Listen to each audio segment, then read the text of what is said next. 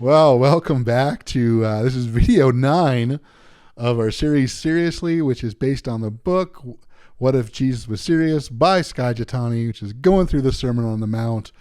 And here we are in the Sermon on the Mount. We're on Matthew. We're starting Matthew 7. Yay. And we're on chapter in the book What If Jesus Was Serious. We're on chapter 48. And we're talking about the story about the speck and the plank in the eye. Okay. Yeah. So this is all about this wonderful thing called self-awareness. Oh no. Yeah. So it reminds me of a bit by a comedian named David Spade. He's in a clothing store. He talks about being in a clothing store. He's standing in front of a mirror, and like the mirror that kind of like there's several mirrors and they kind of angle, and you kind of I don't know, like a half circle or so. You can see yourself from different angles, and you see yourself from the angles that everyone else sees you, but you don't see yourself. And he was horrified by how he looked as he did there, and basically he using the kind of numbers for attraction level, like you're a 10 or whatever. He's like looks at the mirror face on, and he's like, I'm looking at it, and he's like, it's a 6 and 4 and 2, 2, 2, 2, and he was so unaware of what he looks like from certain angles, and in his mind how unattractive he looks from kind of like the side and whatnot, and I think that reminds me of what Jesus is actually talking about here absolutely. When referring to a plank in your eye. Yeah. And he say, the idea was that you're going to help your brother take a speck out of his eye, but you can't do it because you have like a big, plank or board. I like woodworking, and think of a big piece of lumber in your own eye. You're trying to pick a piece of sawdust out of somebody else's eye. Jesus obviously making a point by using some humor here. And humor, yeah, exactly. And that's just it, because it's not about that. And I think sometimes I feel like I've heard people kind of say that, where it's like in a way like it's your sin is always worse than someone else, or they use it in a defensive measure, in the idea of just like, well, you're worried about the speck in my eye, what about the plank in yours? It's like that's not what it's about. No, it's about a lack of self-awareness. And the idea of like, hey, you're seeing the little bit of wrong in someone, yet missing the wrong in your own eyes. And he's using hyperbole and exaggeration. And I like the idea this is really God's perspective of essentially of how we can be. Mm-hmm. Like, it's really important here that we don't take God's perspective when we're talking about the story, that we're seeing God's perspective and kind of opening our eyes about what he is seeing, and saying, hey guys, you seem to be a little bit more aware. Yeah. And I think sometimes we're not aware. More aware of other people. Than ourselves. I was trying to say that maybe we're not aware, and sometimes we need to ask God to show us, or sometimes he uses other people to do that for us too. Often does that. Yeah.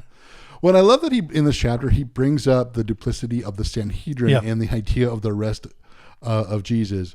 The idea of the shady practices that they employed, like arranging false witnesses, so that they could come up with a reason to execute them. And I really liked it. This was actually in my personal reading this morning. I didn't realize it, or I didn't think of it connecting to this, but we were actually watching in the Lumo project today, and maybe we can get a clip of that to put on the show notes for you. But we see the Sanhedrin bringing these people, and it's like they can't get their story straight. And even when someone does say something that Jesus said, like the tearing down the temple and building it up in 3 days, it isn't really a case they can make against him for what they want to do with him, which is get rid of him. Yeah. And so then they and even when they finally do decide to kill him, they ask Jesus if he's the Son of God, and the way Jesus answers is very, not avoidance, but he doesn't outright declare he's the Messiah. He says, "You will see the Son of Man sitting at God's right hand of the Father. And so, are you the Messiah or not?" He goes, "Well, you say I am."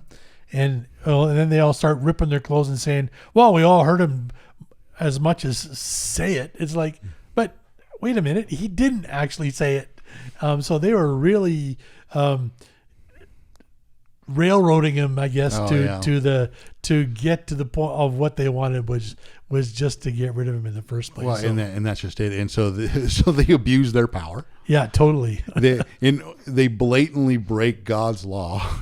Yeah, how many laws did they break? Oh, It's so many. Even know. I wish I had a better understanding of all that exactly. But they do. They're breaking God's law in order to find how He has broken God's law. So and just failing to see the fact that they've moved themselves into this hypocritical category. Yeah.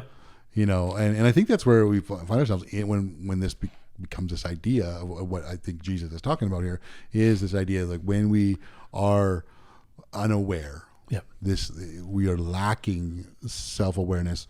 We are abounding in self-righteousness. We're in this hypocritical category. We're in this justification Well, that's category. just it. We can always justify it to ourselves somehow. Absolutely. Even if we have a little bit of self-awareness to think about, oh, that might be on the fence a little bit, or I might, be crossing the line somewhere. But the reason I did the reason I did that was this. Yeah, So just it's a sound reason, right? And so we have those. In this case, it's totally justified. But even in the case when it comes to the looking at the one we accuse, we are really look at ourselves in all the nuances. Yeah. And we're just in the other person, we're just these broad strokes and extremes that we kind of paint them with and all that. And like that's become such a hypocritical thing, is we're just we're aware of our nuances and excuses that we can come up with.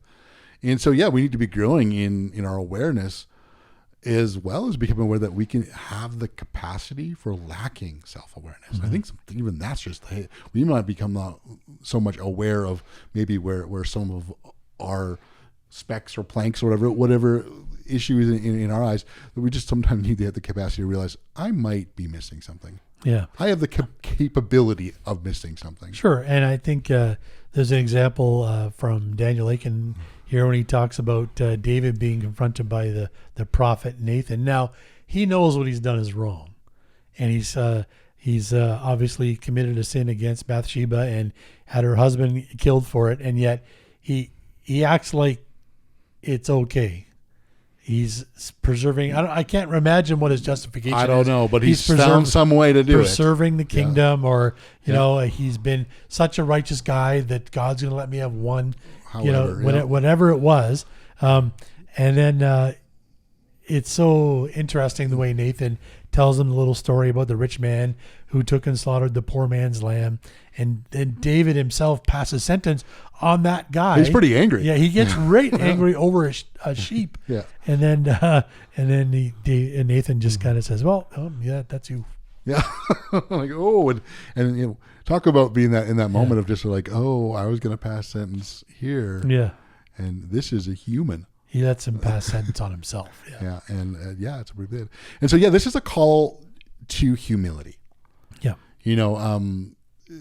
Scott McKnight says Jesus creating self-awareness that leads to self-judgment, or using kind of the words in our last video, self-discernment. Yeah, which leads us to humility, which in turn leads us to repentance and sanctification, which leads to a kind of humility in how we treat others, especially other sinners, or mercy, all that sort of stuff, with mercy. And it creates a kingdom society not shaped by condemnation, but of humility, love, and forgiveness. Yeah.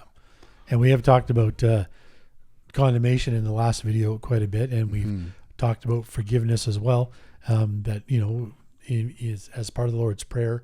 And immediately after that Jesus is reminding us that in order to be forgiven, we need to forgive. Yeah, and it takes that time. Even before it's sort of like forgive other people, it's reminded, hey, you need that forgiveness too. Yeah. And so the thing is, there's also, Scott McKnight says this can extend into people who are maybe not in our group.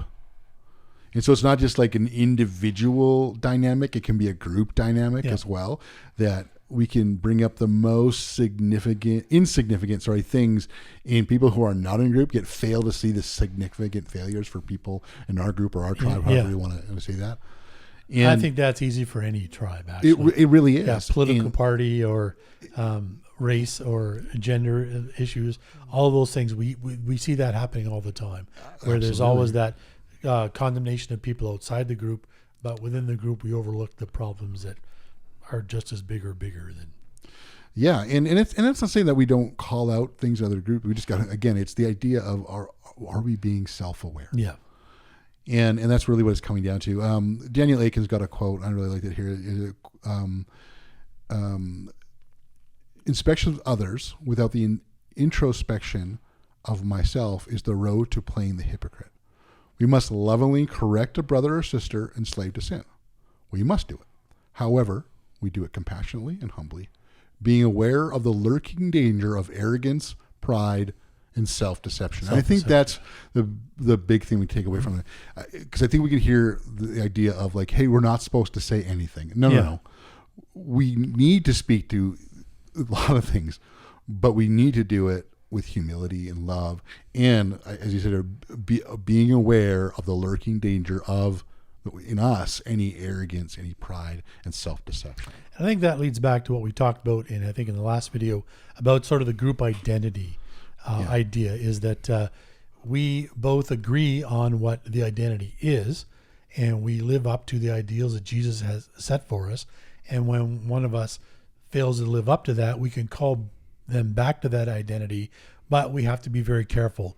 This is going beyond what we talked about last time, going to the point of how we do it. And we have to make sure that we are doing it with humility and without being deceived ourselves that we may be guilty of the same thing. And it may cause us to repent together as opposed to calling someone else. Again, trying to avoid that judgment where we feel ourselves superior to the other person, where we come in humility and say, I've struggled with this too. Maybe I still struggle with it. But together we can maybe help each other be accountable to overcome it. Yeah. I was listening to a podcast of an artist who just a little while ago broke away from the band he was in. Yeah. And he just started releasing a new song recently and a new album coming. And one of the things he actually talked about was having people alongside of him in this music that he's writing, making sure that in how he was writing the songs and really being writing songs that were like really deep and meaningful things he's been going through, to not sort of inadvertently or maybe meaningfully speaking harshness into possibly some of the things that he doesn't want to do. And he said, I don't want to do that. So the people that he's helping him produce and all that, if I remember correctly, he's just saying, I need you to sort of challenge me on some of these lyrics, because I don't want to write a revenge song. I do want to talk about my experience. Yeah. I was really taken by his being aware that he might not be aware of how something is coming across, and to making sure and be able to humbly give himself to the people that he's working with and say, hey, call me out if you think this might be going the wrong way. And I think that's a really healthy perspective, because I think sometimes it's those other types where you get the revenge type of songs might actually sell better, but they're going to hurt. Some of them are really good songs. Yeah. But but they can be very hurtful to, especially if you're writing from your experience. Sometimes you can do it without thinking about the other person that might have been involved with that, and from their perspective as well. Yeah, and for him, that's just not the way he wanted to represent himself, and I thought that was really cool. Yeah, that is very cool. Just the ending here. Is the ending with the book. Skye challenges us. We feel the impulse. When we feel the impulse to judge another person, instead we might want to consider praying, Lord, show me the plank in my own eye. Yeah, I think it's a good thing. I know that's something that I want to put into practice for myself to make sure, if ever I get to that point, to take a moment of self-reflection and growing my self-awareness. Me too. I think it's definitely healthy. So thanks again for joining us. It kind of wraps up what we're trying to talk about today, and hopefully you found it useful or helpful. And we've put together some questions that you'll find in the show notes if you're watching here on YouTube. And those questions are just to help you sort of consider what we talked about today, and maybe take some time to reflect on it. It's always helpful to do that with a friend. If you're part of our church community, to do that with your missional community, have some discussion around it. And again, just to help each other, to hold each other accountable, but also to do it in a loving and humble way so that we can all live and grow and be better and more like Jesus together. So thanks again for watching, and we hope you'll join us for the next video.